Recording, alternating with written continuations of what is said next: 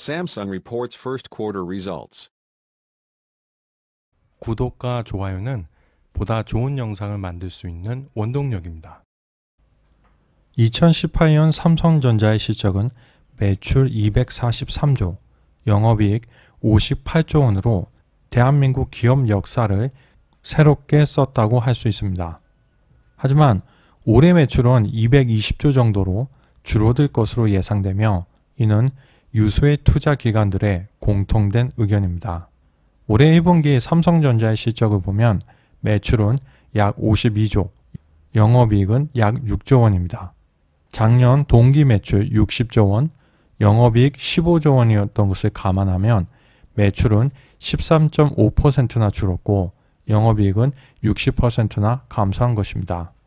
이와 같은 실적 부진의 주 요인은 바로 반도체였습니다. 스마트폰 재고 증가 및 서버 증설 감소 등의 업황 변동 때문에 메모리 반도체의 재고가 증가해 가격이 급락하고 있는 것입니다. 문제는 이러한 상황이 언제쯤 되어야 회복될 수 있을지 쉽사리 예상할 수 없다는 것입니다. 삼성전자는 코스피 부동의 시총 1위의 기업이고 2위와는 4배 이상 차이가 나는 대한민국의 독보적인 기업입니다. 그렇기 때문에 삼성전자의 실적이 곧 대한민국 수출의 바로미터가 됩니다. 과연 올해 삼성전자의 상황은 어떠하며 그에 대응하는 전략은 무엇인지 살펴보도록 하겠습니다. 안녕하세요. 우리가 알고 싶은 세계입니다. 삼성전자의 주 사업은 스마트폰, 반도체, 가전으로 나눠볼 수 있겠습니다. 먼저 스마트폰 부분을 살펴보면 분기 매출은 약 27조 원, 영업이익은 약 2조 원을 기록했습니다. 갤럭시 S10은 S9 대비해서 120%의 판매량을 유지하고 있지만 영업이익은 S9이 출시된 지난해 1분기보다 1조 5천억 원이 적습니다. 기존에 나눠져 있었던 중저가 라인을 갤럭시 A로 통합하면서 일시적으로 판매량이 감소하고 추가 비용이 발생했기 때문입니다. LG전자 MC사업본부는 사장을 교체했음에도 1분기 매출 약 1조 5천억 원, 영업손실 약 2천억 원을 기록했습니다.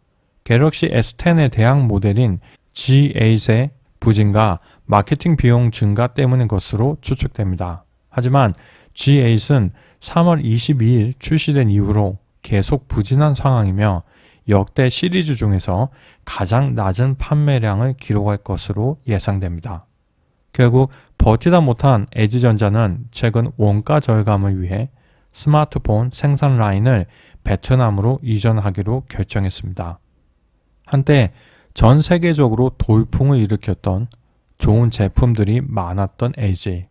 초기 스마트폰 시장 대응이 늦었던 한 번의 실수로 인해 큰 어려움을 겪고 있다는 게 매우 아쉽습니다. 요즘의 상황을 전화위복의 기회로 삼아 다시 세계 시장을 선도해 나가는 LG전자를 볼 수 있기를 기원합니다.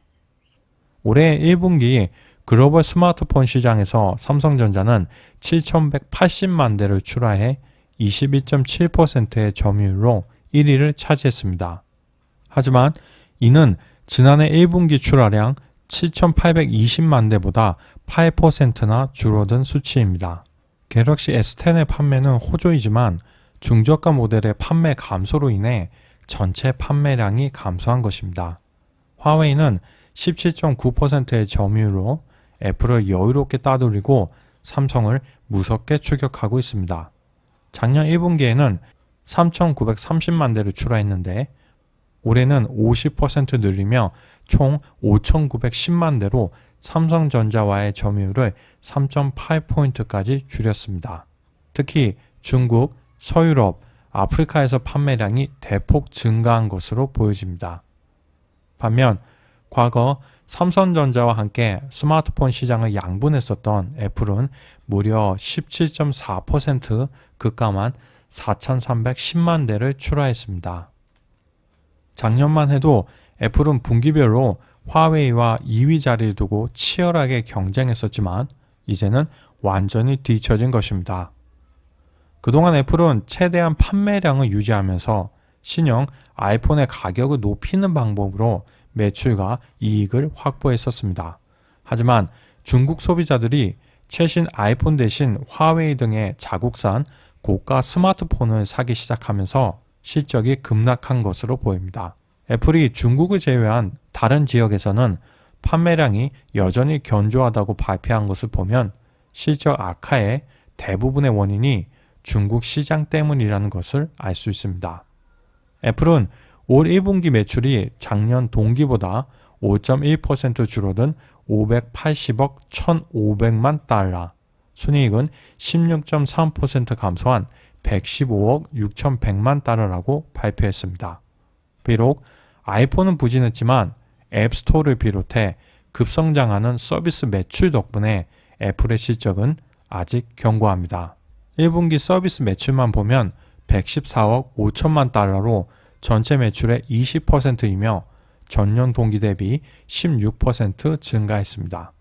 올해 스마트폰 시장은 작년에 이어 2년 연속 감소해서 총 판매량은 13억 8,900만 대로 작년보다 3% 줄어들 것으로 예상됩니다. 실제 올 1분기 판매량도 작년에 비해 4% 줄어든 3억 3,040만 대였습니다.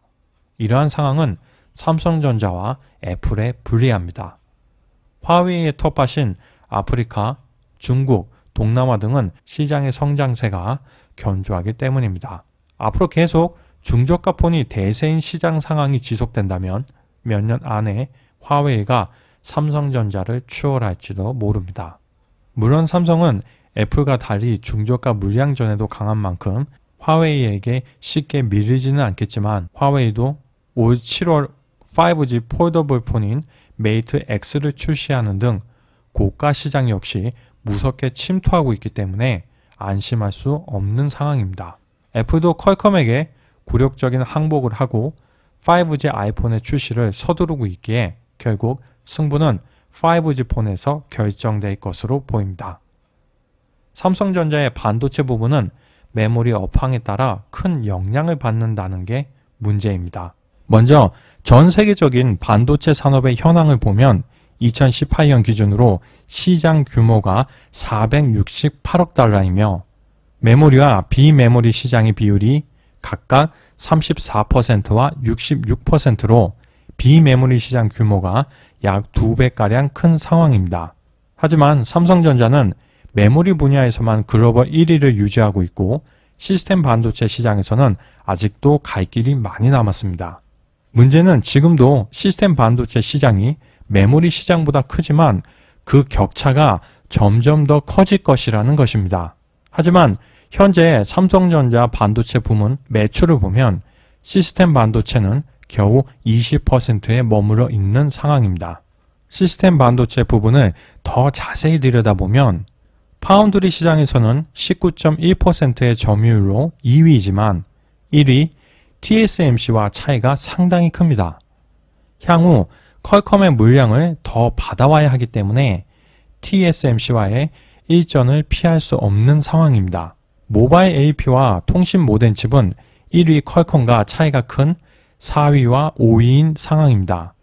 최대한 자사 5G 스마트폰을 많이 판매해서 자기 소비를 늘리는 방법 말고는 애플에 5G 반도체를 공급하는 것이 점유율 차이를 따라잡을 수 있는 유일한 방법인데 삼성과 퀄컴과의 특허 계약이 갱신된 것이 2018년 초라서 아직까지는 엑시노스의 타 기업 판매가 불가능할 것으로 보입니다. 즉, 스마트폰용 반도체의 점유율 차이는 당분간 줄이기가 매우 어렵습니다. 자동차용 반도체는 아직 제대로 명함도 못 내밀고 있습니다.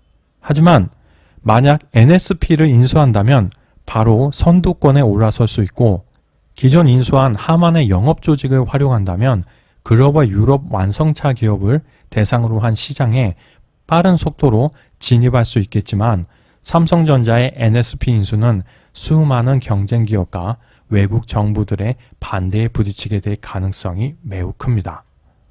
이처럼 삼성전자는 시스템 반도체가 약하기 때문에 인텔을 압도적인 힘으로 누르지 못하고 힘든 1위 싸움을 계속하고 있는 것입니다. 삼성전자는 어려운 현 상황을 타개하기 위하여 상반기 내 공장 건설이 완료되는 화성의 EUV 라인을 통해 시스템 반도체를 집중 생산할 것으로 전망됩니다. 이번 삼성의 투자 계획에서 특히 주목할 만한 부분은 구체적으로 국내 팹리스 업체를 지원하는 것입니다. 제품 경쟁력을 강화하고 개발 기간을 단축할 수 있도록 삼성전자의 인터페이스 설계 자산, 아날로그 IP, 보안 IP 등의 IP를 제공하는 것인데 결국 설계 인력의 양성과 확보가 시스템 반도체 산업에서 가장 중요하다는 핵심을 삼성전자는 이미 꿰뚫어보고 한국 반도체 산업의 전체 생태계를 강화하기 위한 투자를 하겠다는 것입니다. 한국 중소 팹리스 기업들 입장에서는 다품종 소량 생산을 해야 하기에 그동안 수준 높은 파운드리 서비스를 활용하기 힘들었는데 앞으로 삼성전자가 반도체 위탁 생산 물량 기준을 완화하기로 해 보다 고품질의 제품을 생산할 수 있게 되었습니다. 삼성전자의 계획은 정말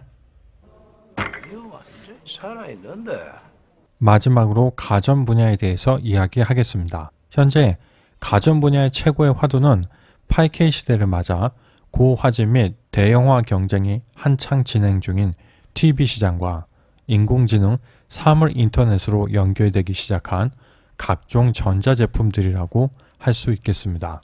아직은 삼성전자가 우위에 있지만 중국이 급속도로 따라오고 있다는 것을 인지해야 합니다. 즉, 중국을 두려워할 단계는 아니지만 경계를 늦춰서는 안 되는 것입니다. 특히 TCL과 하이얼이 빠른 속도로 글로벌 가전 시장을 잠식하고 있습니다. TCL의 지난해 유럽 TV 시장 판매량은 재작년보다 43% 늘었으며 2020년에는 유럽 시장에 3위를 달성하겠다는 목표를 발표했습니다. 올해 CES에서는 최신 기술이 집약된 8K QLED TV를 공개할 정도로 이미 한국 기업들을 이어갈 만큼 성장했습니다. 중국 가전기업들은 내수 시장에서 막대한 자금을 벌어들인 후 적극적인 해외 M&A를 통해 시장의 판도를 바꾸고 있습니다. 하이얼이 올해 초 이탈리아 가전그룹 캔디를 인수해 단숨에 유럽 시장 점유율을 약 2%에서 약 6%로 끌어올린 것이 대표적인 예입니다. 앞서 하이얼은 130년 역사를 자랑하는 미국 GE의 가전사업 부분을 인수하여 북미 시장을 장악했습니다. 하이얼은 두 건의 M&A로 4년 만에 냉장고와 세탁기 글로벌 점유율 1위 기업에 올라선 것입니다. 한국의 기술력이 중국보다 앞서 있는 건 사실이지만 이처럼 자금력을 바탕으로 진격해오는 중국 기업들에게 위기감을 느낄 수밖에 없습니다. 화웨이 역시 올해 5G 기기가 탑재된 고성능의 TV를 출시하며 새롭게 시장에 진입하려고 하고 있습니다. 올해 삼성전자는 쉽지 않아 보입니다. 하지만 여기까지 오는 과정 역시 쉽지만은 않았을 것입니다. 지금까지 이기고 극복해왔던 수많은 경험들을 바탕으로 계속 앞으로 전진하는 한국 대표 기업이 되어주기를 기원합니다. 우리가 알고 싶은 세계, 오늘은 여기에서 마치겠습니다. 감사합니다.